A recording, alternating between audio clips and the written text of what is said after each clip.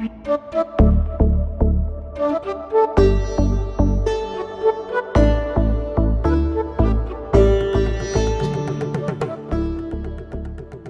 for joining for part 3 of this epic adventure. After a few days of relaxing in Leh, giving our bums time to recover and exploring the city, preparing ourselves for colder weather, our ambitious route stretched 1,000 kilometres, taking us from Leh up to Tso Moriri, an unexpected detour to Hanle, and then on to Tso Pangong, exploring up the Nubra Valley, and finally back over the 5,350 metre Khardung La Pass, back into Leh. We filled our bellies with delicious food, topped up our bikes and jerry cans too, as we knew there were no stations after Leh. Day 1 was upon us and we headed out for Tso Moriri. The journey was just over 200 kilometres.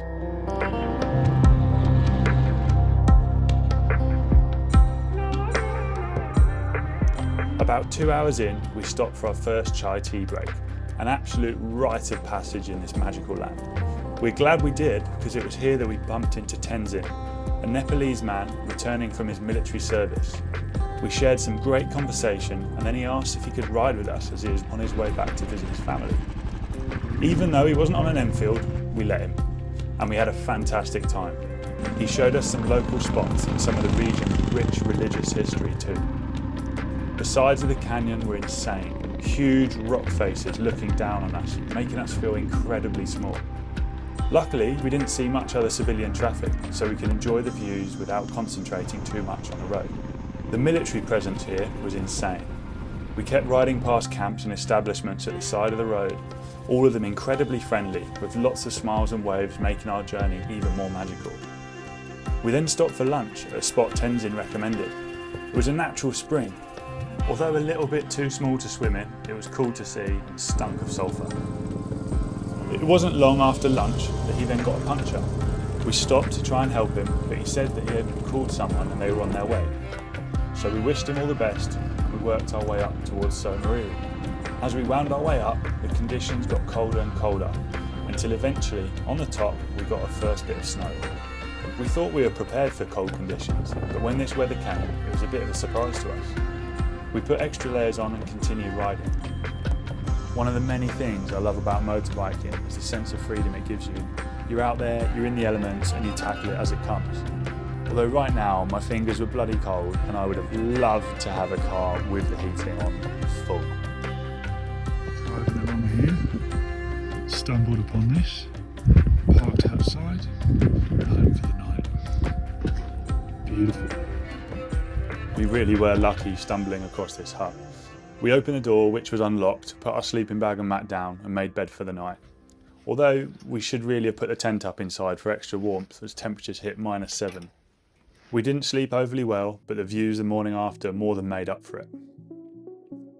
Tso Moriri translates in Tibetan as the mountain lake.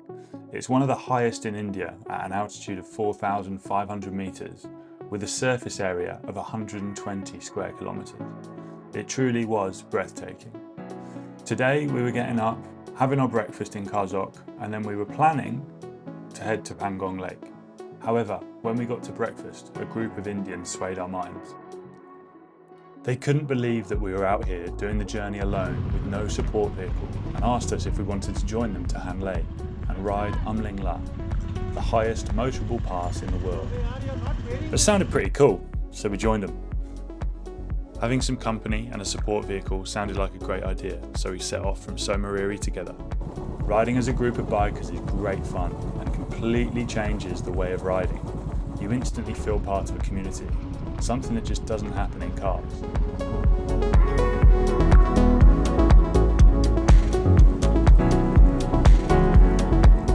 If you look closely here, I think the water crossing put one of the Indian riders off.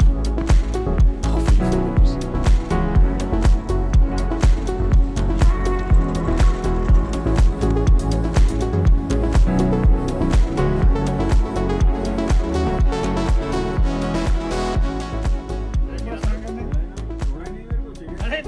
We stopped for our morning chai tea fix and found someone selling fuel. Although there aren't gas stations this remote, there are people that will supply black fuel at an inflated price. Just make sure you filter it before you put it in a tank. We got back on the road, and for some reason my bike was struggling with power. It was misfiring a lot. So I rode at the back alone for quite a while the group stopped, I carried on to make up some ground. Then, just as luck would have it, out of nowhere, coming towards us in this remote section of desert was a Royal Enfield repair van. The Indians that we were riding with couldn't believe our luck. And neither could we. We hadn't seen a truck like this the whole trip, and just when we needed it, it popped out of thin air. Magical. They did a full service on all of our bikes, and it cost peanuts.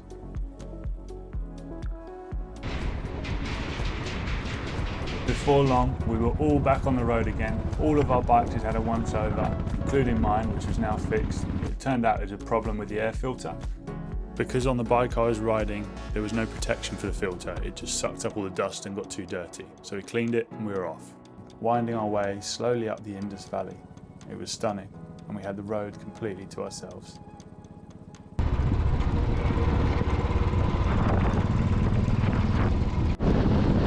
As the winds picked up, riding the bike became more of a balancing act. We were quite happy when we finally reached the town of Hanle. We parked up, found ourselves some food and accommodation, and then took ourselves for a walk. The surrounding area was fantastic, really beautiful scenery. We had got ourselves pretty excited at the thought of going up the world's highest motorable pass the next day. But unfortunately, just as we were falling asleep, we had a knock at the door. It was a policeman, and he told us that we weren't allowed to be staying the night. We didn't have the right permits to be there or to go up the pass. The Indian riders that we were going with were allowed, as they were Indians. We unfortunately had to pretend that we were sick, just so that we could stay the night and then get back on the route that we were planning on doing anyway. We made our way back to Pangong, a nice little extension. We said goodbye to the four-legged locals and got on the road. I had managed to wash my air filter completely at the hotel, so I needed to dry that out.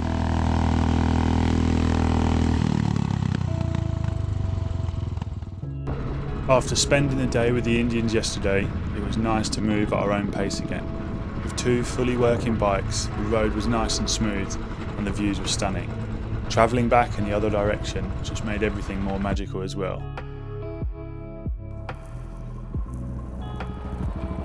Luckily, overnight the wind had dropped a lot, which made riding a lot easier. It also enabled me to get the drone out to capture some aerial images of the vast landscapes that we were riding through. Truly incredible.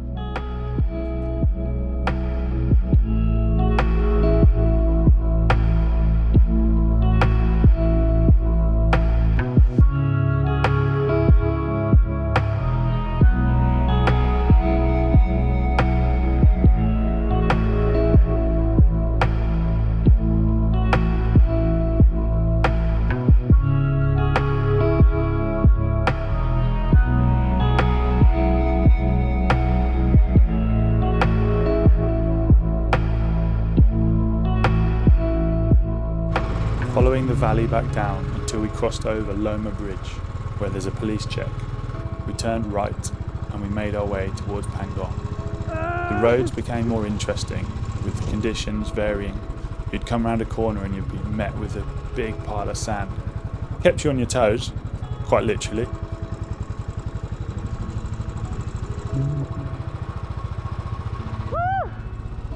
Seeing other riders on this trip seemed to be somewhat of a rarity. But when we did, it was quite exciting. All those smiles, all those waves, all those experiences that you know they've just had, and you're about to go and see.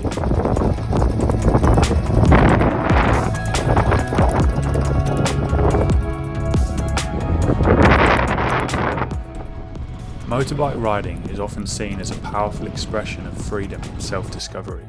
When on a bike, the rider experiences a unique connection to the environment, feeling every curve of the road and each change in the wind. This sensory immersion highlights the beauty of the present moment, urging riders to live fully and embrace the exhilaration of the journey. Moreover, motorbike riding can symbolise the journey of life itself. Just as riders navigate their paths with intuition and skill, life requires us to face challenges, adapt to changing conditions, and find our course through uncertainty. The open road becomes a metaphor for resilience, urging us to embrace both the highs and lows, the speed of the slowing down, and to savour the thrill of the ride while remaining mindful of our surroundings.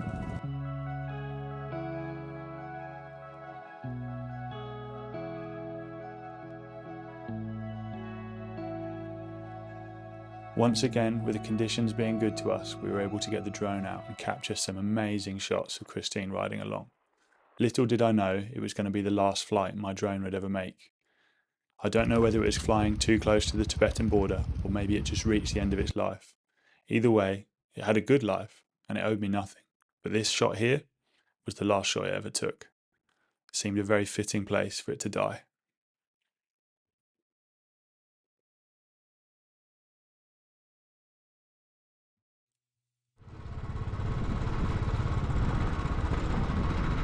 With a team member down, we bravely soldiered on.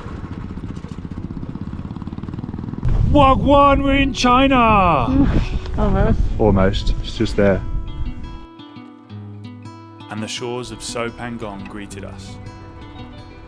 We stopped at the first accommodation we could find, and we took ourselves for an evening stroll along the side of the lake. It was fabulous.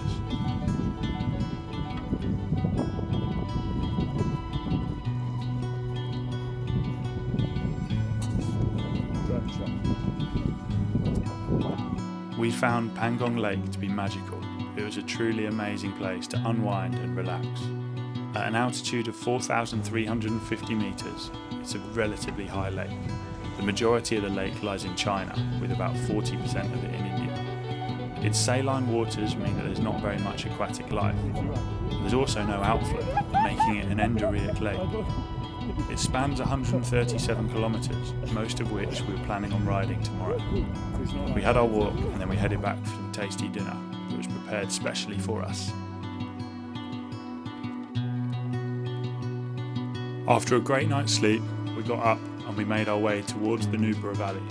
We followed the side of the lake along, seeing how far we'd get, with magical views as we went past the lake. Unfortunately, conditions weren't properly on our side, but the beautiful emerald blue colours of the lake were incredible to look at as we rode past.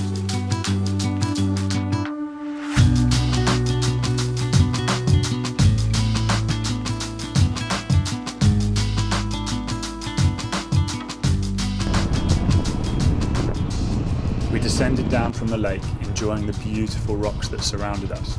Such vivid yellows, oranges, browns. I mean, it really was a geologist's wet dream. The road itself wasn't in great condition from all the tourist cars coming up from Leh. It then started raining on us and we decided to try and find some accommodation. We'd been on the road and enjoyed ourselves and just wanted to put our heads down. So we found a cosy little place in Durban.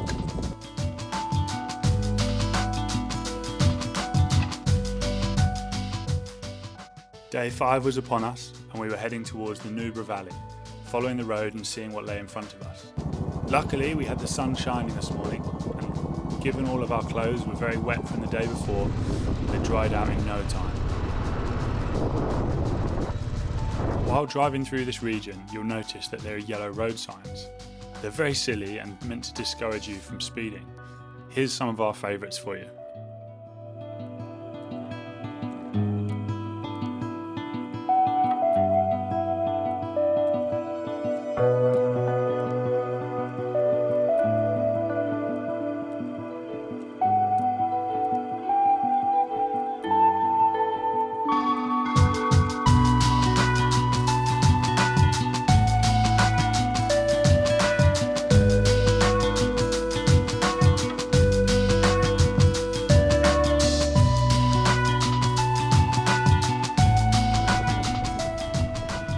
This day was truly one of my favourites. It went from tight mountain roads, over mountain passes, following valley floors, all the while having spectacular views in front of you. The blue skies and the clouds made it even more atmospheric. There really wasn't much traffic on the roads and we were able to cruise at whatever speed we wanted, which, let's be fair, wasn't particularly fast. Which is lucky, because with a top speed of 110 kilometres an hour, they're not particularly fast. Nor are they lightweight, coming in at 190 kilos, and that's without all the luggage. The technology isn't great, they're not particularly fuel efficient, and let's face it, they're not particularly reliable or comfortable either. However, every day we woke up with a smile on our faces knowing that we'd be riding these beasts through these iconic landscapes together, listening to their engines thumping and bringing us to places like this where we could sit back, relax and enjoy the view.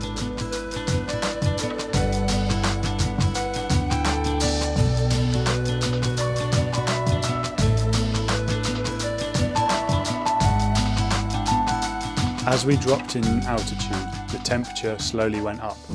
We were getting warmer and warmer, getting trapped in the bottom of this valley with all the heat. We started seeing more foliage, and it wasn't long until we found a water body where we looked at each other and knew we needed to get wet.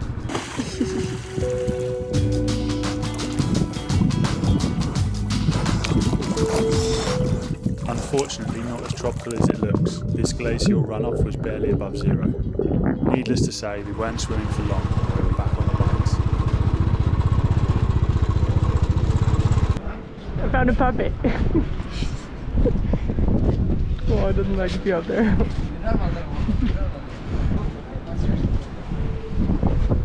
I need to touch it.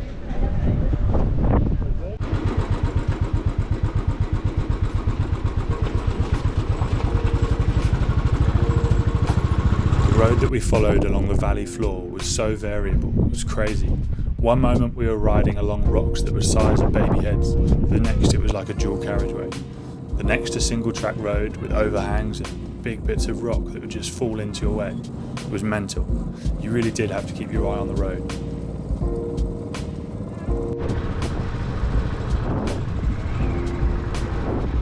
This was one of the craziest overhangs I'd ridden under.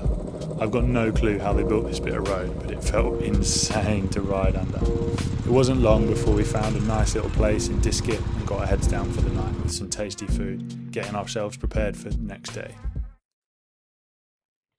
Having heard really good things about the Nubra Valley, we decided to take that route rather than going down the Shyok Valley. It was a good choice, there was no one on the roads. Again, I'm not sure where all the tourists really go around here. We enjoyed brilliant views, winding our way along almost fresh tarmac road. But of course we didn't enjoy the tarmac for too long. Although we were well aware this was going to be an out and back journey along the same road, we kept stopping to enjoy the views. We also weren't entirely sure where we were allowed to go to, so we just kept riding until we were stopped. There was eventually a police check that we had to turn round at. They weren't up for letting anyone other than Indian nationals pass that point due to it being close to the Pakistan border.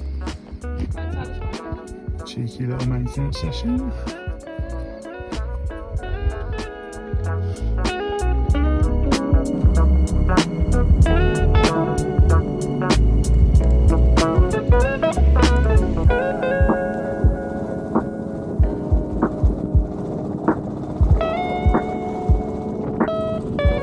As you can see from this next video, conditions weren't always on our side.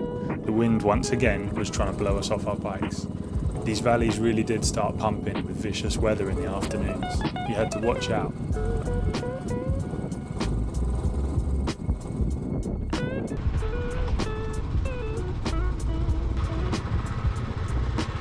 We had a little tip off from a friend about a waterfall on the other side of the river, which again was an out and back journey, but we tried it and it paid off.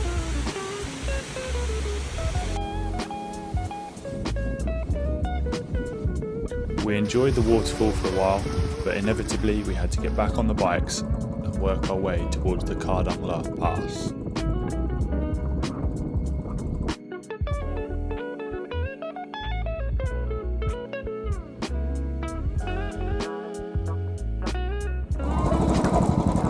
In front of me here is a stupa, which is an important part of Buddhist tradition. I'm not sure if riding underneath it gives you good luck, but spinning these prayer wheels is meant to. We definitely wanted that for our journey.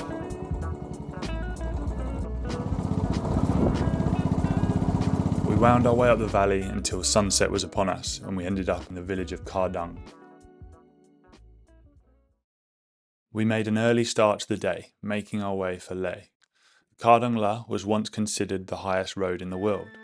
It is historically super important as it lies on the major caravan route from Leh to Kashgar. About 10,000 horses and camels used to take the route annually, and a small population of Bactrian camels can still be seen at Hanle, just north of the pass. We were making our way back to Leh, and it felt incredible to be on such a pathway, knowing that all these animals and different journeys had taken place on this land. In this day and age, we have big machines to clear the road for us, making our lives incredibly easy. But back in the day, trying to tackle this incredibly inhospitable landscape would have been a grueling challenge. You can see quite clearly the depth of the snow and how difficult that would have been. The top of the Khardung La is a very popular place for people to come and visit from Leh. On my watch here, altitude 5,422 metres. Not quite as high as some of the shops make out it is, but an incredible place nonetheless. We then wound our way all the way back down to Leh, where we knew we were going to get a comfy bed, some good food and a bit of time to relax.